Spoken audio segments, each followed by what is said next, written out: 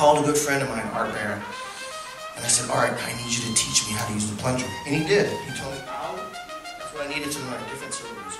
Like doigt, ow. So doigt is my ow, and doigt.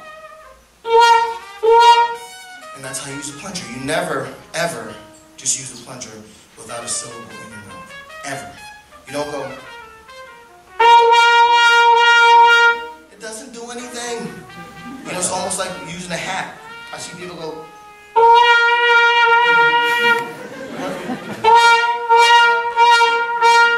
You have to make some sort of articulation to make the sound.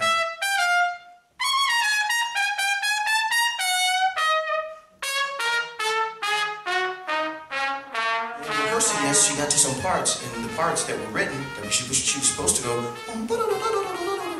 she didn't. She went, and I went, because I couldn't follow her. I was like, what did you do?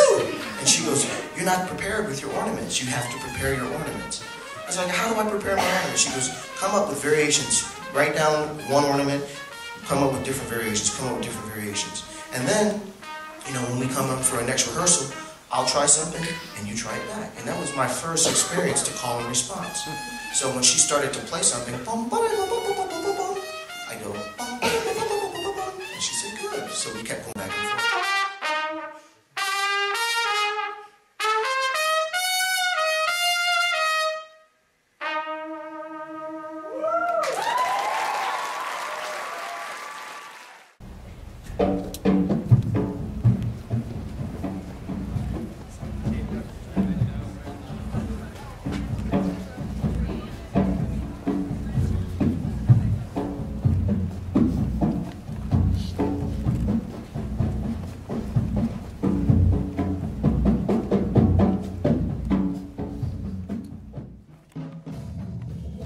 Everything's really cooking, and your part of that is supplying a good rhythmic foundation that hopefully is exciting, steady, and strong, and doing what's necessary to keep prodding the sections along and the figures.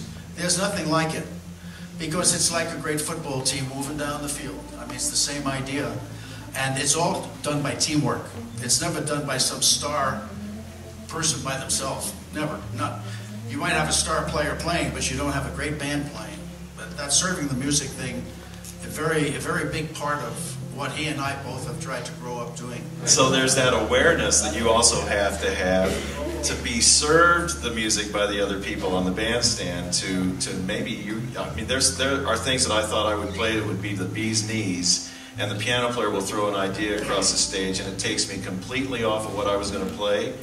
And you hear back on a recording and you think, man, that's better than anything I could come up with, you know, because I answered what the piano player threw to me. So that all goes under the heading of the serving the music.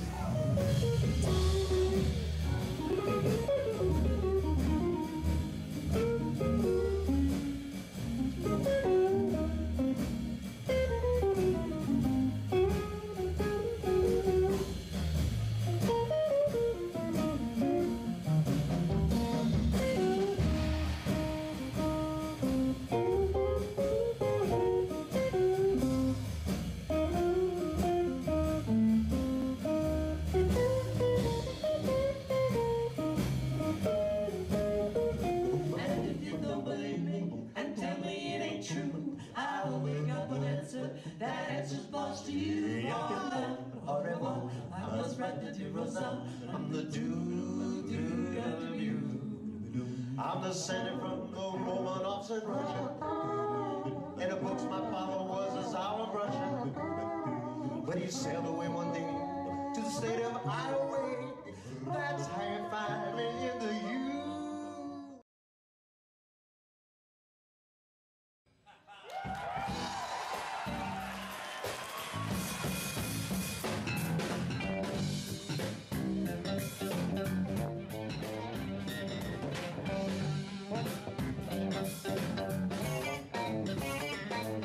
You as a listener, you feel these urges, and it doesn't matter how old or young you are, you feel these urges because everybody knows this language.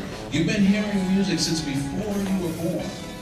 And one of the mistakes that most of us make when we go to physically learn music is we think we're starting from the beginning.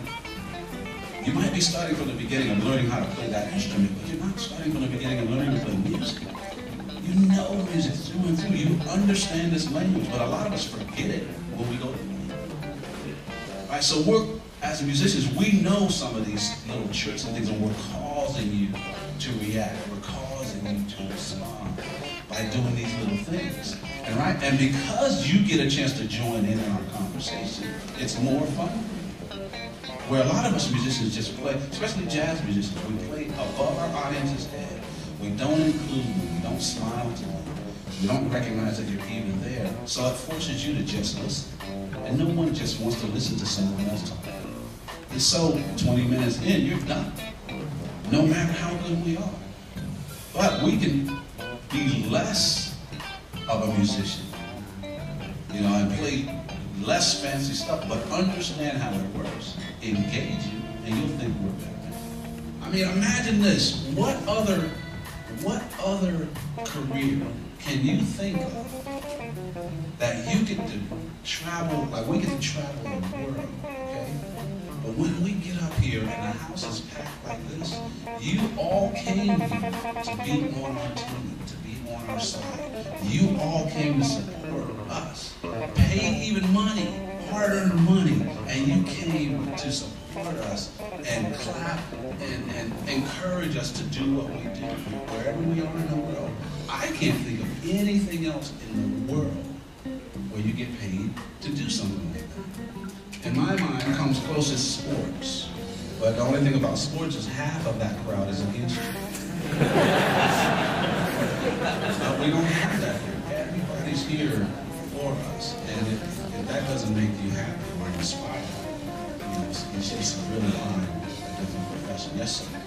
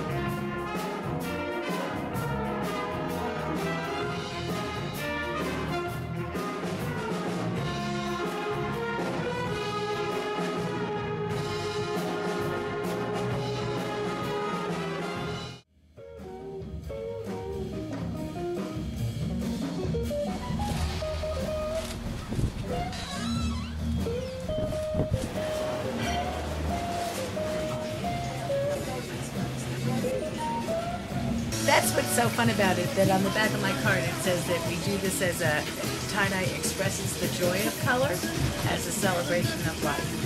And so that's what it feels like. Certain days you're in a certain mood, and so you wear certain colors, just based on how you feel. So during Jazz Fest, we have a lot of students come here, and during here, we have people coming from all over. I have a website, and so we have a lot of customers from our website, and we mail tie-dyes all over.